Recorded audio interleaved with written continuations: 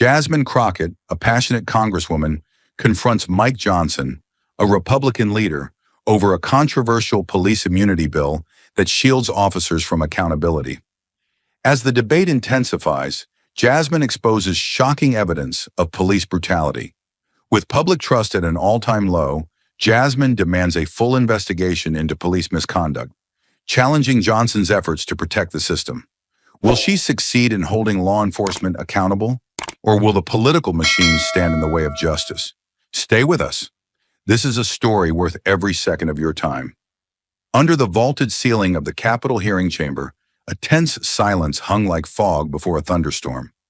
Ornate chandeliers cast cold light across the mahogany desks, but nothing warmed the atmosphere. At the center podium, Mike Johnson stood with a posture carved from stone, measured, composed, and fully aware of the cameras that framed him.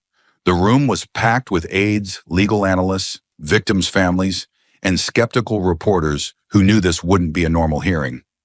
Johnson leaned toward the microphone, his tone steady but sharpened like a scalpel. "We are gathered today to defend those who defend us," he began. "Law enforcement officers risk their lives every day, only to return home and face lawsuits, harassment, and slander from activist mobs and liberal judges." He paused, letting the words pierce the air. This legislation, the Federal Police Immunity Enhancement Act, isn't a loophole. It's a shield, a necessary one. His final sentence struck with calculated force. "We need to protect the protectors." A ripple moved through the room. Not applause, not dissent, just a low hum of tension shifting from seat to seat. Cameras zoomed in. Reporters scribbled. Jasmine Crockett sat still in her seat, a black blazer hugging her frame like battle armor. Her hands were folded, her posture unflinching, but it was her eyes that drew attention. Eyes that didn't blink, didn't shift, didn't soften. They locked onto Johnson with a glare cold enough to silence applause and hot enough to scorch through granite. She said nothing. Not yet. But her presence was a countdown, a pressure building beneath the surface. The staffer beside her dared not interrupt. The room could feel it. Something dangerous, something honest was sitting in that chair. Her silence screamed louder than any outburst. Mike Johnson, confident and unaware, returned to his notes, but Jasmine Crockett was already preparing her first word like it was a weapon forged in fire. And when it came, it would cut through the room like judgment. The silence that followed Jasmine Crockett's piercing stare was not a pause. It was a wound. It split the chamber open just enough for everyone to feel the weight of what had not yet been said. Reporters shifted in their seats, pens frozen midair. Some aides leaned forward unconsciously, drawn to the friction building like static between two thunderclouds. Mike Johnson, sensing it but misunderstanding its nature, leaned further into his role. Not as a mediator, not even as a lawmaker, but as a man defending a fortress he believed was under siege. His voice steadied, but his cadence hardened. Words sharpened, not for truth, but for control. He didn't glance at Crockett yet, not quite. Instead, he pivoted toward the microphone, holding a stack of printed reports in one hand, like a verdict sealed in ink. "Let's stop pretending this isn't a crisis," he said, his tone deepening, measured to sound reasonable even as it twisted reality. Last year, over 5,000 trained officers with families, records of service, and decades of dedication, left the force across this country, not because of pay, not because of danger, but because of fear. He paused, letting the words sink like a stone into a pool of outrage. Fear of being sued for doing their jobs. Fear of having a cell phone video taken out of context destroy 20 years of service. Fear of walking into a courtroom as a defendant instead of a defender. He raised a document, an internal memorandum from the National Police Federation, and held it just high enough for cameras to capture it. This report shows a staggering 43% increase in civil litigation targeting law enforcement personnel. Many of these lawsuits, ladies and gentlemen, are baseless. They are not about justice. They are about punishment. Vengeance dressed up as virtue. He slapped the document onto the table. The echo bounced across the chamber like a gavel of his own. How do we expect men and women to serve, to walk into chaos, to face down danger, when they know every decision, every second, could end not just their career, but their livelihood, their home, their future. His tone grew darker, more deliberate, pushing toward righteous indignation. We are bleeding out our best and brightest because we've allowed the courtroom to become a weapon against those we send to keep order. Still no glance toward Jasmine, but the setup was complete. His voice softened just slightly, his volume lowered, and now finally he turned. Slowly, deliberately, like a blade being drawn. He looked directly at her. "Congresswoman Crockett," he said, voice soaked in rehearsed politeness that barely concealed its edge. "I appreciate your passion, but passion without discipline is just noise, and this chamber deserves more than noise." The words didn't echo. They struck. Clean, cold, precise. Behind him, a few aides exchanged smirks, emboldened by the moment. The crowd didn't erupt, but something shifted. Something smug. Something sharp. Jasmine didn't twitch. Her fingers rested gently on the lacquered surface of the desk, motionless but alive with tension. The lights caught the edge of her cheekbone, the fire behind her stillness unmistakable to anyone truly watching. Her silence wasn't surrender. It was a promise. Mike Johnson didn't know it yet, but with those 13 words, he hadn't dismissed her. He had summoned her. He had summoned her, and the room felt it, not like a ripple, but like the stillness before a fault line gives way. Jasmine Crockett rose slowly, deliberately, with the kind of composure that doesn't ask for silence. It commands it. No papers in her hands, no speech prepared, no tablet glowing with pre-written lines. All she brought to the podium was lived experience, unprocessed grief, and a moral clarity so sharp it cut the distance between her and every man in that room. Her chair slid back without a sound, but the air shifted around her like gravity itself had changed direction. The lens of every camera in the chamber snapped toward her in unison. Not because she moved, but because she meant to move. Her frame, though modest in height, seemed to stretch taller under the weight of everything she was carrying, and yet there was no rage in her posture, only precision, no panic, only purpose. She stood like a prosecutor in the highest court of the land, except this court had forgotten the names of the dead. She had not. Her voice came next, low, restrained, yet heavy as judgment, and it split the room in half. "You speak about officers resigning," she said, and even her pause afterward felt intentional, weaponized.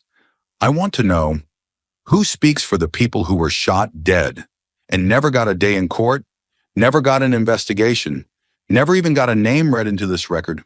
Her words were not a question. They were a verdict, and it landed with a cold finality that made several lawmakers blink without realizing it. One aide, seated behind the subcommittee desk, instinctively reached for a pen, only to set it back down, paralyzed by the shift in tone. Jasmine's eyes remained locked forward, not flaring, not wild, but utterly still, as if motion itself might corrupt the truth she had just delivered. In that moment, she was not debating. She was accusing, not on behalf of a party, but on behalf of the unburied. Mike Johnson didn't speak. No one did. Even the microphone seemed to hesitate, holding her words inside their metal frames like confessionals sealed shut. The chamber was no longer a chamber. It had become a mirror, one that forced every man and woman inside to confront what they'd chosen to ignore. That behind every statistic Johnson had thrown on paper, there was blood still drying, lives still uncounted, and ghosts still waiting for their names to be said aloud. And Jasmine Crockett had just opened the door wide enough for all of them to enter. The air in the room thickened, as if the very walls were holding their breath. Jasmine Crockett stood there, her presence filling the space like a force that couldn't be denied, couldn't be ignored. Every eye in the chamber was on her, but it wasn't the way they looked at her that mattered. It was the way they felt her presence. The weight of every injustice she was about to bring to light pressed down on them like an unrelenting tide. And she hadn't even begun speaking yet. Without a hint of hesitation, her voice broke the stillness, calm, controlled, yet laced with the power of 1,000 unspoken truths. "Breonna Taylor." The name hung in the air, as if the room itself was caught in its gravity. The sharpness of her voice sliced through the tension. Tamir Rice. There was no mercy in her delivery, no softness. Every syllable landed with purpose. George Floyd. With each name, the collective breath of the room faltered. Every person present, regardless of their position or political alliance, felt it. The weight of those words, each one a life stolen, a life erased by the very systems meant to protect them. Jasmine let the names linger in the air like a death sentence they couldn't escape. Eric Garner, she finished, her voice steady but unyielding, as if she was summoning the spirits of the fallen into the room, demanding they be heard.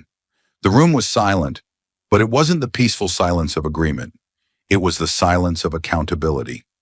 The silence that came when the unspoken truth had been said aloud, and there was nowhere to hide from it. She paused, letting the power of those names build, to make sure no one in that room could forget what they meant. She could feel the eyes on her, some uncomfortable, some defiant, but all forced to reckon with what she was about to say next. Jasmine's hand moved to the side and grabbed a thick binder. It was no more than a stack of papers, but to her it was the weight of 1,000 lives, the untold stories of victims forgotten. She slammed the binder onto the table, the noise echoing across the chamber, causing a few heads to jerk back in surprise. It wasn't loud. It didn't need to be. It was final.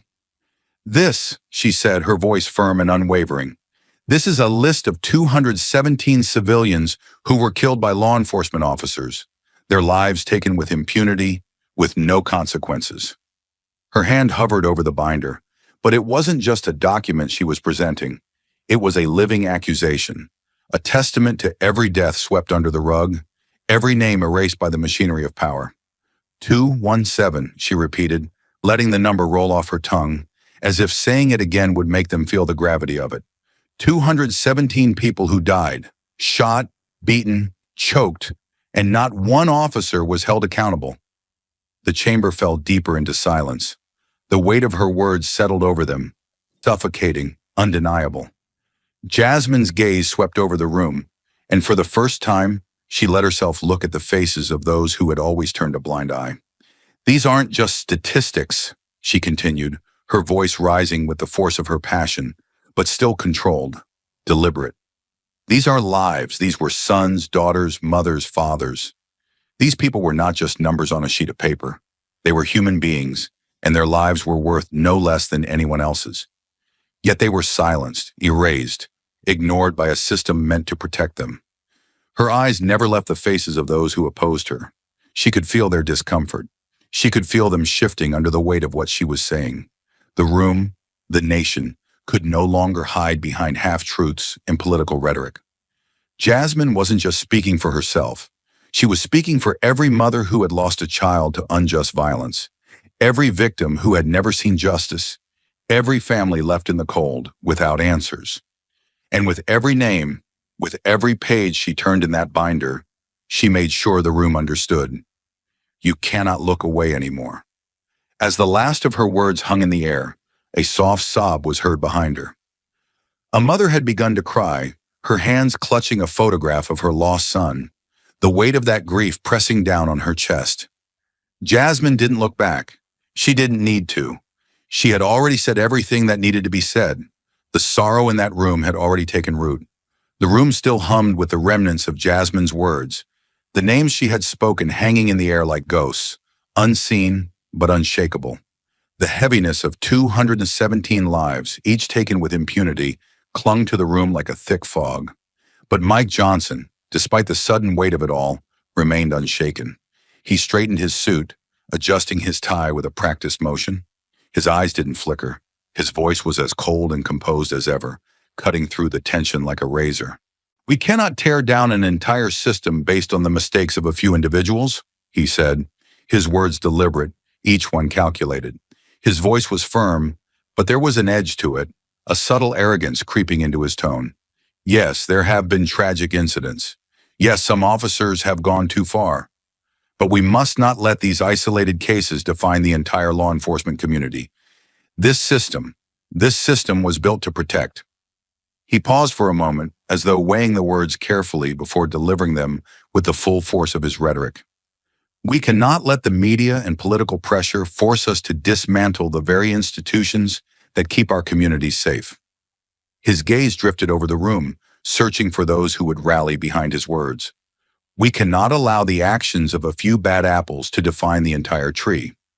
Jasmine sat there, her posture unflinching, every fiber of her being radiating an intensity that matched the atmosphere. She felt the words slicing through the air, but it wasn't the first time she'd heard them. She knew this argument too well, the defense of power, the justification of systemic failure, the plea to protect the status quo at all costs.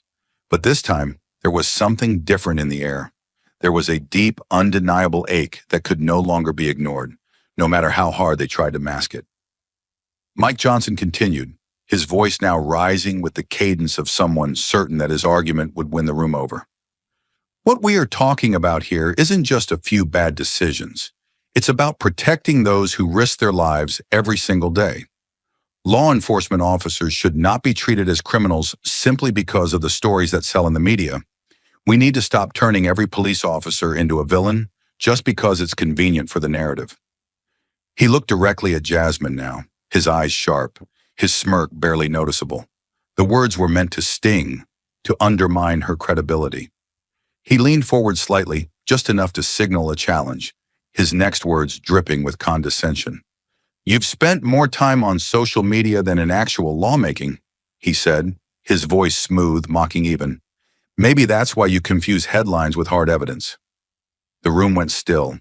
His words hit with the sharpness of a slap, and for a moment it felt as if the entire chamber held its breath. Jasmine didn't flinch. She didn't react outwardly. But inside, the words landed like a punch to the gut. He was playing the oldest game in the book, the one that dismissed her as a politician of the moment, a headline chaser with no substance. It was a line he had used countless times before, designed to disarm, to belittle. But it wouldn't work this time. Jasmine Crockett wasn't a rookie in these battles. She had learned long ago how to stand firm in the face of people like him. Her gaze never wavered from him. She didn't need to respond in the same tone, didn't need to match his arrogance with her own. The truth was her weapon, and she had just set it in motion. The weight of his words, their dismissal of everything she had fought for, was clear.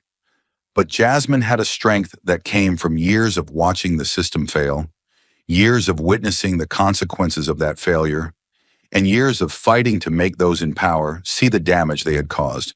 And she knew this moment was one of many that would define how far she was willing to go. As the last of Johnson's words hung in the air, Jasmine's hands subtly tightened on the edge of the table, her fingers pressing into the wood as if drawing strength from the very surface. She had been dismissed, undermined, but she wasn't done. Not yet, not by a long shot. The tension in the room was suffocating. Every eye was on Jasmine as she stood motionless for a moment, allowing the silence to expand, to make her presence felt in a way words could not.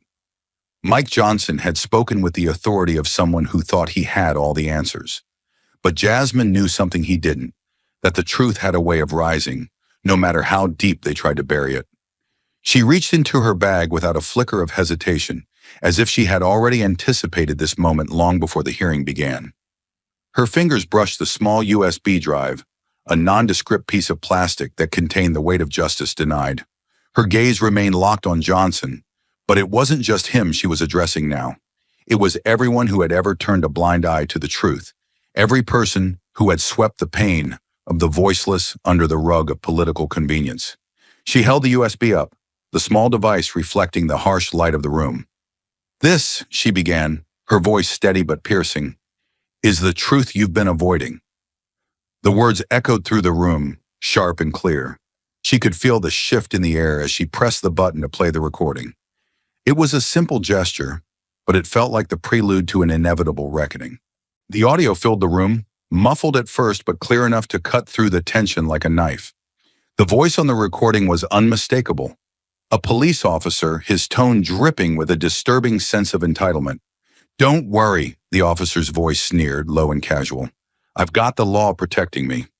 There was a sound of a struggle, a grunt, and then a sickening crack, followed by a brief, unsettling silence. "That immigrant's arm is broken. But I'm covered.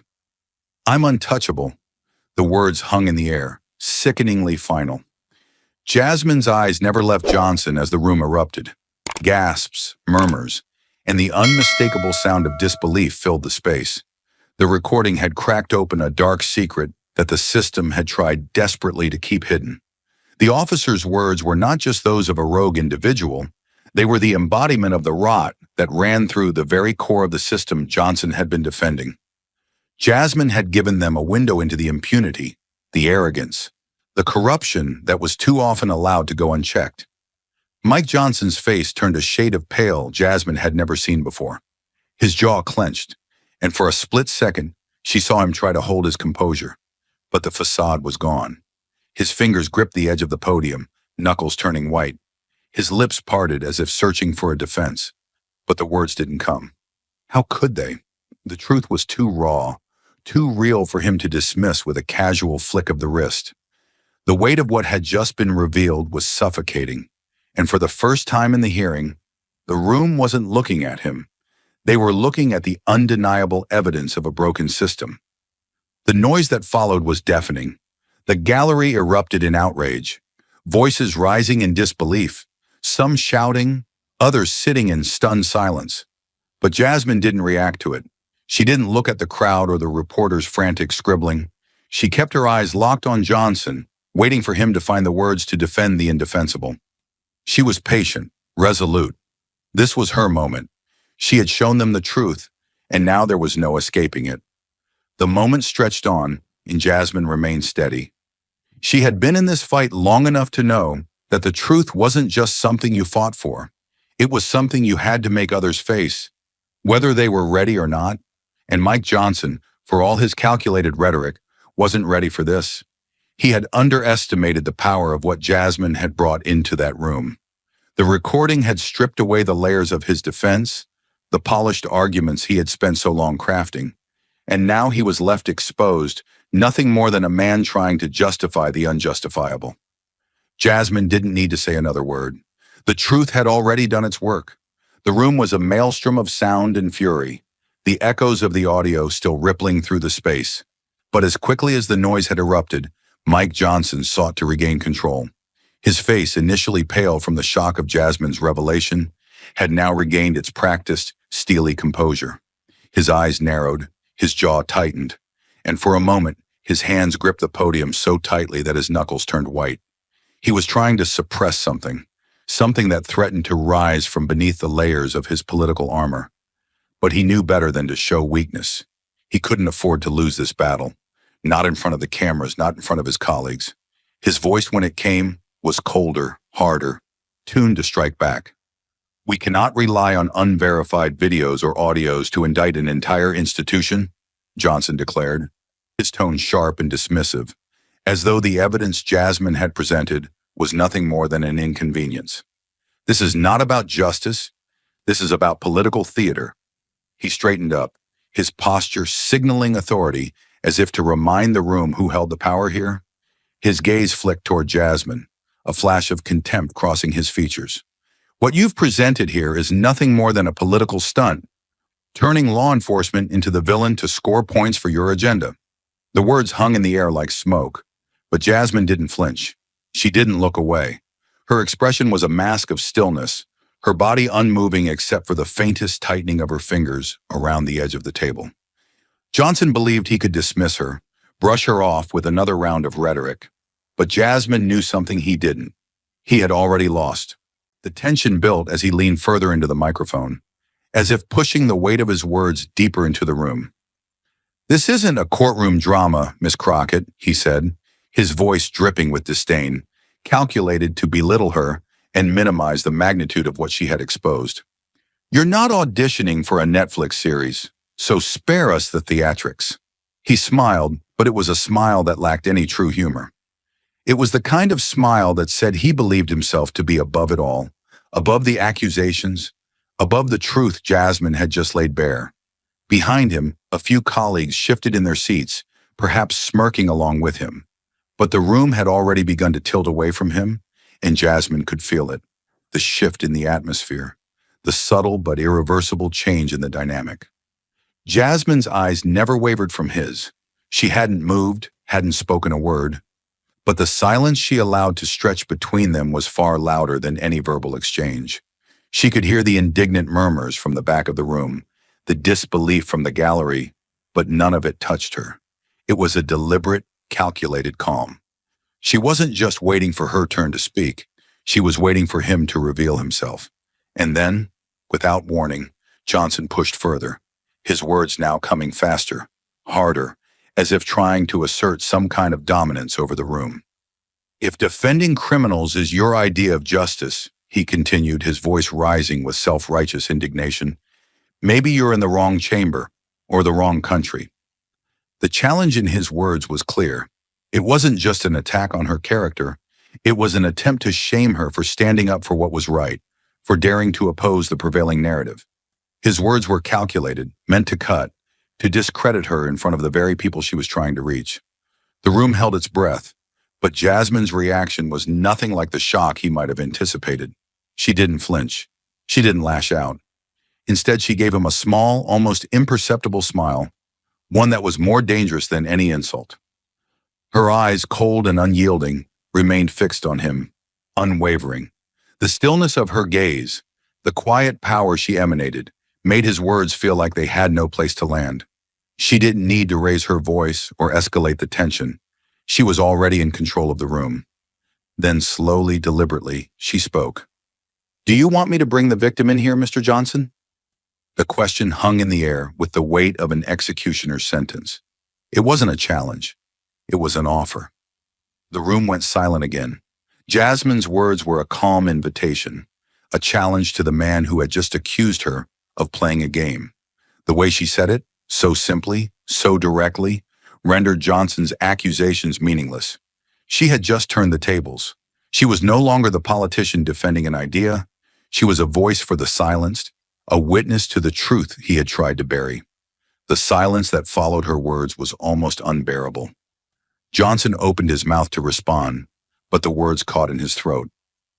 For the first time, he was unsure. He had tried to discredit her, to undermine her with insults and political bravado, but now the reality of what she had presented loomed over him.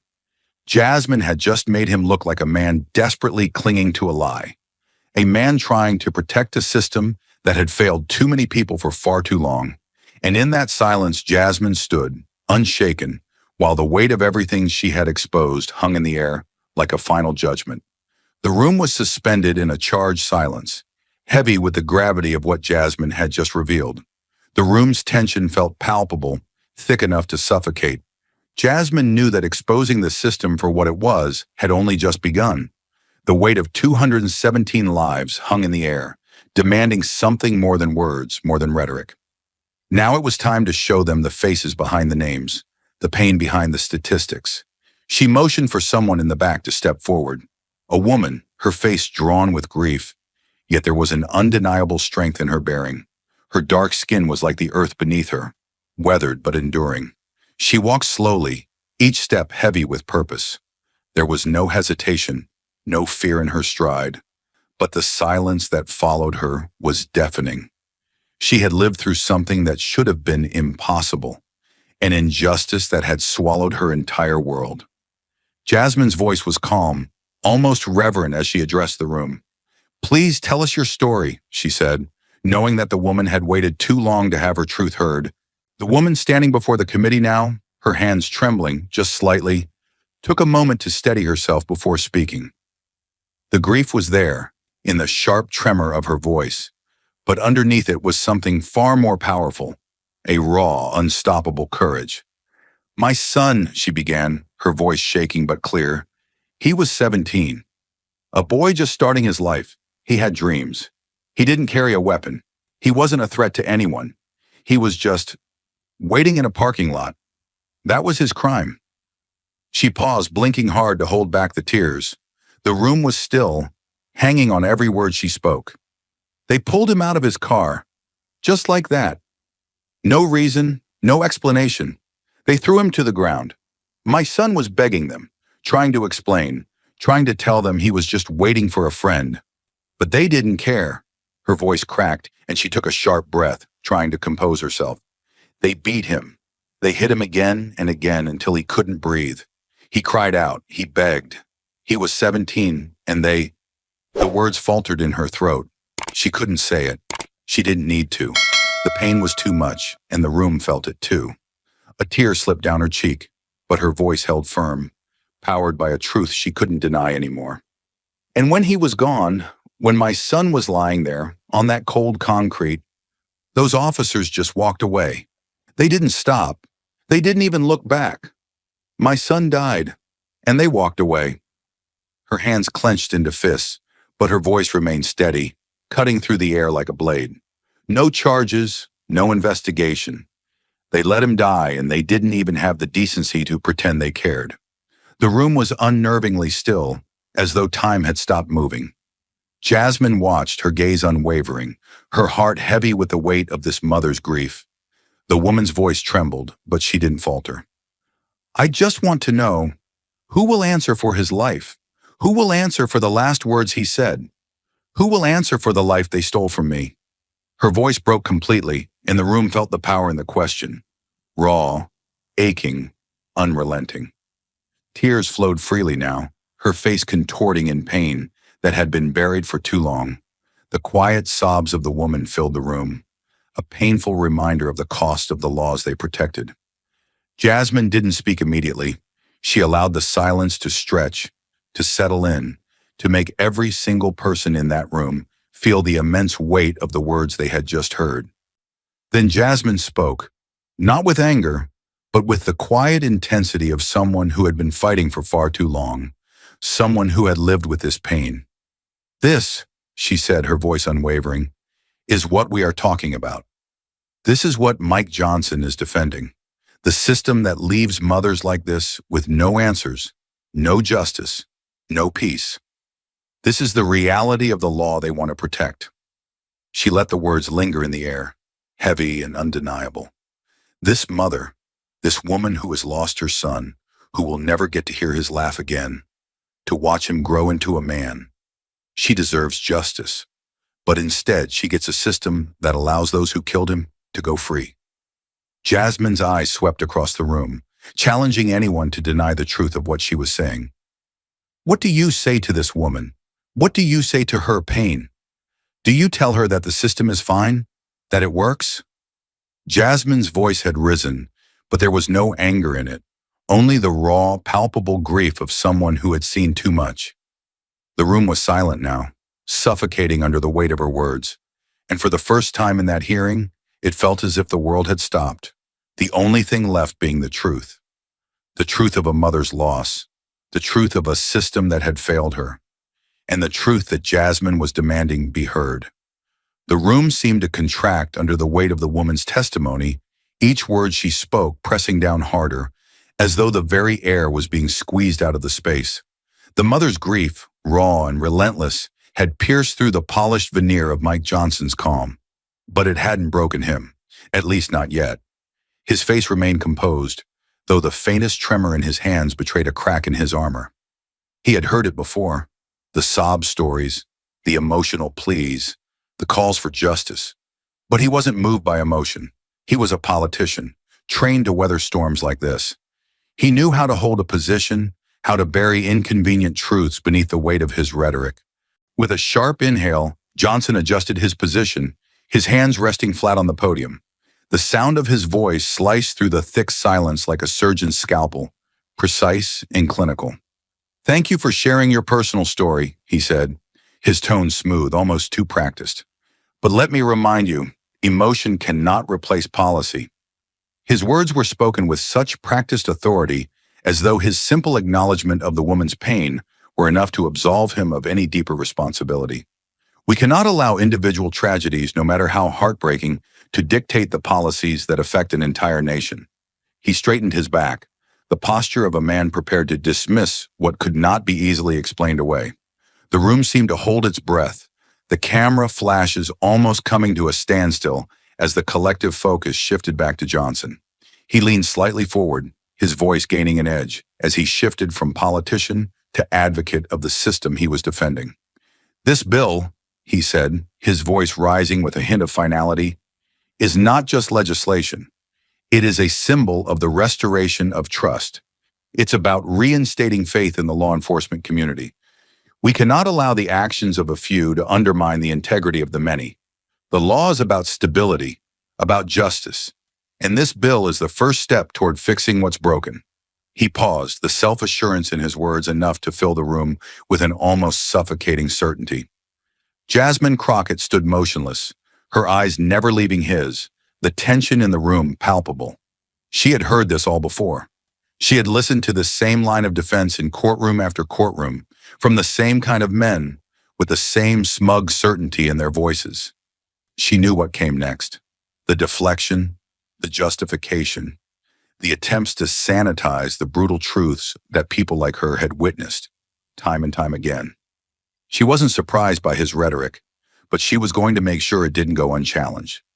Jasmine's gaze was unwavering, and she gave the slightest nod, acknowledging his words, but there was no agreement in it. Her lips pressed together in a thin line, her jaw clenched in quiet resolve. The room seemed to shrink around them, the weight of the next words that would leave her lips building steadily, like the calm before a storm. She hadn't said anything yet, but everything about her presence spoke volumes. She was preparing for the final blow. The air in the room was thick, suffocating under the weight of Jasmine's actions. She had already stripped the facade of justice away with her words, but now as she reached into her bag, the tension was palpable, the audience already sensing that something far worse was coming. Jasmine's fingers closed around the cold edge of the laptop, pulling it out slowly, deliberately, like a weapon she had been preparing for this moment her entire career. She didn't need to speak. The laptop itself held the key to everything. The moment the device was powered on, the room fell silent. Not a sound, not a whisper. Jasmine positioned the laptop in front of her and turned it so that the committee and the cameras could see the screen. She glanced at Mike Johnson one last time, her eyes piercing, but her demeanor remained calm. The quiet before the storm was almost unbearable. The video began to load, its frame flickering to life. The image was grainy at first, but as the screen brightened, the scene revealed itself in disturbing detail. A corner store parking lot. A young man, no older than 18, standing alone outside the shop. He looked unassuming. No threat, no malice in his body language. Then the flashing lights, the uniformed officers. They arrived without warning, the blue and black colors of authority cutting through the quiet night. The young man froze, confusion clear on his face as he realized the officers were coming toward him. His hands were visible. He was unarmed. His eyes darted nervously from one officer to another, trying to process what was happening. But before he could even raise a question, the officers descended on him with brutal force. The camera shook as the confrontation escalated, fast, unrelenting. The officers didn't give him a chance to speak. No commands, no questions, just immediate force. They slammed him to the ground with sickening precision. The young man's body was twisted, crushed under the weight of 2 or 3 officers, their boots stomping into him. He cried out, he begged. His hands were pinned to the asphalt. There was no reason to strike him, no weapon, no violence from him. Yet they didn't stop. The sound of his body being beaten, the sickening crack of his bones, the harshness of every punch and knee landing on his vulnerable body echoed through the footage. The camera caught it all, his desperation, his pain, the futility of it all, the struggle for breath, the way his body went limp. The officers didn't stop even when he couldn't move anymore. One of them stood up, towering over the young man's now motionless body, his face cold and detached, like he was surveying a piece of property. His voice came through loud and clear, cutting through the noise like a sharp blade. "Don't worry," the officer sneered almost casually. "I'm covered." The words were chilling. "I've got the law protecting me." The officer was untouchable, or so he believed. He spoke with an arrogance that suggested he was untouchable not only by law, but by the very rules of humanity. "I'm untouchable," he repeated, as if daring anyone to challenge him. And just like that, the boy, already struggling to breathe, already near death, was left abandoned on the concrete. The video paused momentarily as the horrific finality of the scene settled in. The boy's body lay there, lifeless. And yet the officers seemed indifferent, as if what had just happened was routine. What followed was the unmistakable sound of one officer muttering, "I don't fear anything." A final, damning statement that sealed the truth of what had just transpired. Jasmine didn't need to speak. The video was damning enough. But she did, her voice cutting through the shocked silence like a whip. "This is what we are defending? This is what you are trying to protect with your bill, Mr. Johnson." Her eyes never left the screen, never wavered from the audience in front of her. This officer had no fear. He knew he was covered. He knew he could do this and walk away without consequence. "And this," Jasmine continued, her voice growing colder, "is what your bill defends. It is a system that allows this to happen, and when it does, it walks away." The room was frozen. The video was still playing, but no one was watching it anymore. Not just the officers, not just the political figures, but everyone in the room, the nation, who now saw what this system was capable of. Jasmine's gaze was steady, unyielding. There were no more words to hide behind, no more arguments to be made. Mike Johnson stood motionless, his face drained of color, his earlier confidence evaporating like smoke in the harsh light of truth. And Jasmine, poised and unmoved, allowed that truth to hang in the room for just a moment longer. The weight of it was unbearable, and it was clear. There was no escaping what had just been shown. The weight of the video still hung in the room, a heavy presence that no one could escape. The air was thick, suffocating under the knowledge of what had just been exposed. For a moment it felt as if time had stopped. Every eye in the room was fixed on the screen, yet no one was truly looking at it anymore. They were staring at the silence, at the uncomfortable truth, and it was as if the very walls of the chamber had begun to close in on them. Then with a sudden, almost violent motion, a Republican committee member slammed his pen onto the desk. The sound of it was like a gunshot in the room, loud enough to draw everyone's attention. His face was flushed, his body stiff with indignation. He rose from his chair without a word, his eyes not meeting anyone's, and walked out of the room with an almost military precision. His footsteps echoed as they faded into the hallway, the door swinging shut behind him with a resounding thud. The room was left in a stunned silence, as if everyone had just witnessed a public surrender, a withdrawal that spoke volumes more than any words could. A soft sound broke the quiet, a sob. It came from one of the reporters in the back of the room, her hand pressed tightly against her mouth, trying to stifle the emotion that had suddenly overwhelmed her. She hadn't expected to be moved like this. She was here for the story, but what she had just seen was no longer just a story. It was a wound, raw, bleeding, and impossible to ignore. Her eyes were red as she blinked back the tears, but she couldn't stop them from falling. She was not alone in her reaction, but hers was the only sob to be heard. The rest of the room was still. Even Mike Johnson, standing behind his podium, appeared momentarily lost, his face a mixture of disbelief and frustration. He had tried to spin the narrative, tried to tell them that this was just a political game, but now, standing there in the wake of the video, he had nothing left to say. The silence hung between them like a heavy fog, thick and suffocating, until Jasmine's voice cut through it with the precision of a blade. She hadn't moved from her spot. Her presence was still and unyielding, a force in and of itself. Her gaze, however, was no longer on the screen. It was fixed directly on Mike Johnson, unwavering, piercing. Her eyes, cold and determined, seemed to burn through him. The room was on the edge of its seat, waiting for her to speak, waiting for the words that would come next. "Mr. Johnson," she began, her voice steady, but the power in it was undeniable. "What are you protecting?"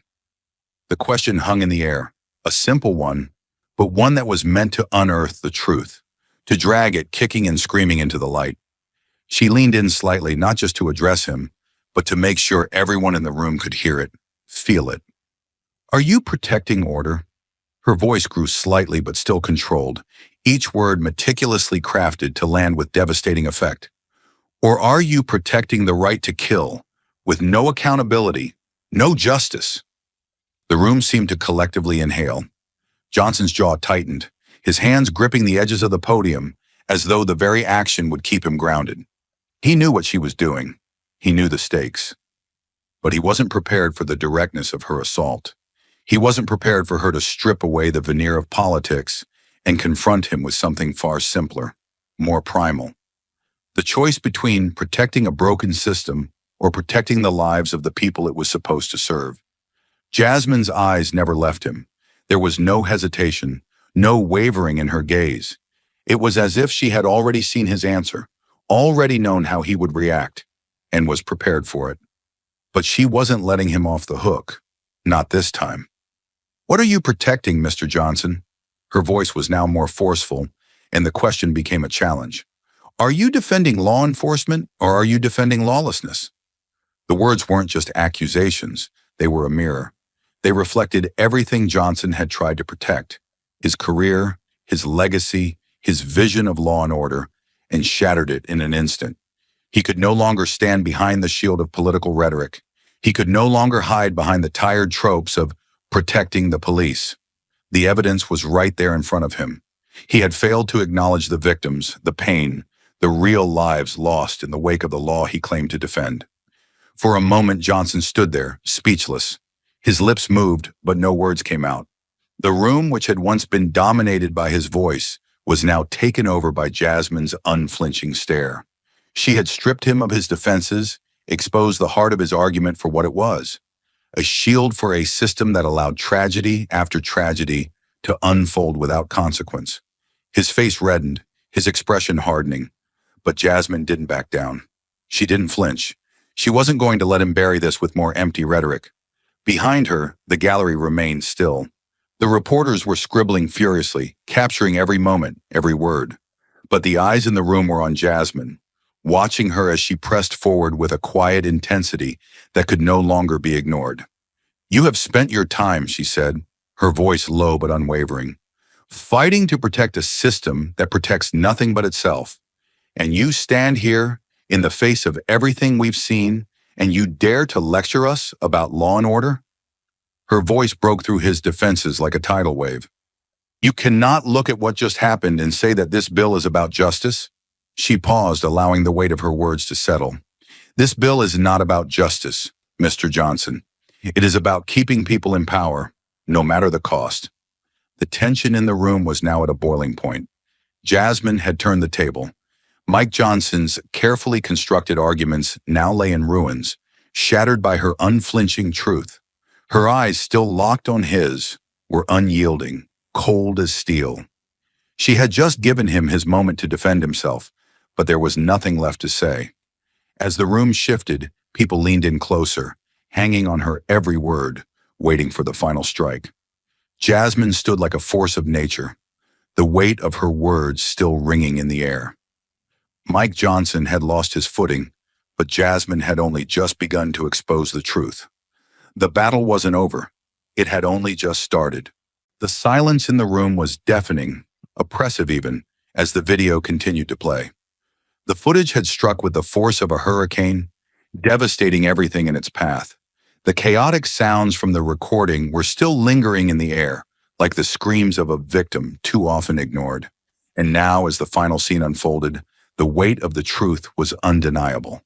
Mike Johnson, once so assured of his position, stood frozen, his face pale and twisted in a way that betrayed the cracks in his carefully constructed armor. The reality had settled into the room, and it was undeniable. The system was broken, and the people who had long been its defenders were now exposed for what they truly were. For a moment, the room felt stuck in time. No one dared speak. No one dared move. The tension was thick, wrapping around everyone like a vice, squeezing every last bit of air out of the space. Jasmine Crockett stood still, her presence powerful, unwavering, as if the weight of her words had already done its work. The shock had passed. Now it was time for the reckoning. Then it happened. One of the Republican congressmen, his face a mixture of anger and confusion, shifted in his seat. His hand moved to the microphone, and his voice, strained, unsure, cut through the silence. "Mr. Chairman," he said, his voice trembling slightly, "I think we need to take a moment. We need to pause. We need to discuss what we've just seen before proceeding further." The words were tentative, hesitant, as if he too was grappling with the gravity of what had been revealed. His eyes flicked nervously around the room, not quite meeting anyone's gaze. The room was charged with energy now, the tension spreading like wildfire. More members of the committee from both sides of the aisle began to murmur their agreement. Some looked at one another uncertain, unsure of what to do next. The video had shattered the narrative, pulling back the curtain on the darkness they had long ignored. For the first time, the truth was undeniable, and no amount of political spin could hide it. The murmurs grew louder as another voice, this time a more senior Republican, spoke up. "I agree with my colleague," he said, his voice surprisingly steady, yet full of a quiet conviction. "We need to reconsider this bill. We can't move forward with a vote when something this serious has come to light." His words were like the sound of a key turning in a lock, the beginning of a shift, a crack in the foundation of Johnson's unwavering defense. The air in the room thickened further, the realization settling in that they were no longer playing a political game. This was real. This was life and death. And the system they were trying to protect had just been exposed for its complicity in the violence. Johnson's jaw clenched as he stood, trying to maintain his composure. He had spent years crafting this bill, pushing it forward with the belief that it would restore order, protect the law enforcement community. But now the very people who had once rallied behind him were beginning to falter. One by one, his allies, those who had stood firm in their support, began to hesitate. Some looked away, others exchanged furtive glances, but none were willing to meet his eyes. His voice, when it came, was strained and brittle. "We cannot let emotion drive this process," Johnson insisted, his words laced with desperation. "This is about the rule of law. This is about restoring confidence in the institutions that protect us." But there was no confidence in his words. They fell flat, hollow against the truth that had already been exposed. Jasmine's eyes remained locked on him, unwavering, unyielding. She had already won. The battle wasn't over, but the tide had turned, and now she was ready to push further. "Mr. Chairman," she said, her voice steady, cutting through the murmurs and uncertainty in the room, "I'm not here for policy that ignores the truth. I'm not here to let this moment slip by as just another tragedy to be glossed over. We need action. We need accountability." She paused for a moment, letting the weight of her words settle in, her gaze sweeping the room, seeing the faces of those who had once stood firm in defense of a broken system. "It's time we finally face the reality of what's happening in our communities. The police cannot be above the law, and we cannot continue to protect them when they commit violence with impunity." Her words were sharp, and they hit their target with surgical precision. Jasmine wasn't finished. She had fought too long, too hard to let the moment slip away. "It's time to establish an independent commission," she said, her voice unyielding. "A commission to investigate police misconduct and abuses of power. A commission that will finally hold accountable those who have been allowed to hide behind a badge and the law." The words hung in the air, bold and final, and the room went silent again. Mike Johnson stood frozen, his hand gripping the podium, his knuckles white. His face was a mask of frustration and disbelief. He had always known that Jasmine Crockett was a formidable opponent, but in that moment, she was more than that. She was the voice of those who had been silenced for too long, the force that had torn away the protective layers he had tried so desperately to shield himself with. Jasmine had turned the tide completely. There was no argument left, no justification that could undo the truth she had laid before them. The committee members from both parties exchanged looks. There was no denying the reality anymore. The video, the testimony, Jasmine's unflinching resolve. It had all brought them to this point, and the moment they had tried so hard to avoid had finally arrived. The room was no longer debating a bill. They were debating their integrity, and Jasmine had just given them a choice they couldn't escape: face the truth or continue to protect a system built on injustice. The ball was now in their court. The room was a pressure cooker, the heat building as Jasmine's words sank in. She had made her case. Everything had been laid bare. The video, the testimonies, the truth. There was no place left for hiding. Mike Johnson stood behind his podium, his shoulders rigid, his hands gripping the edges so tightly his knuckles had turned white. His jaw was clenched, his lips pressing together in a tight line, as if he could will the situation into submission. But no amount of posturing, no amount of calculated rhetoric could erase what had just been revealed. Jasmine's gaze was unwavering, her eyes steady, locked onto him. She had already spoken, but the moment wasn't over.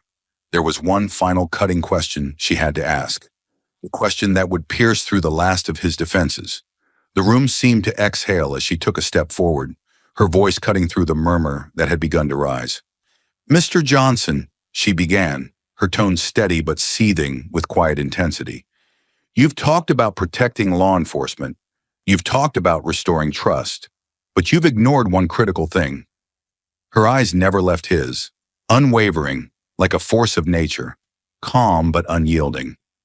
The silence in the room thickened as everyone turned toward her, sensing that this was the question that would break everything open.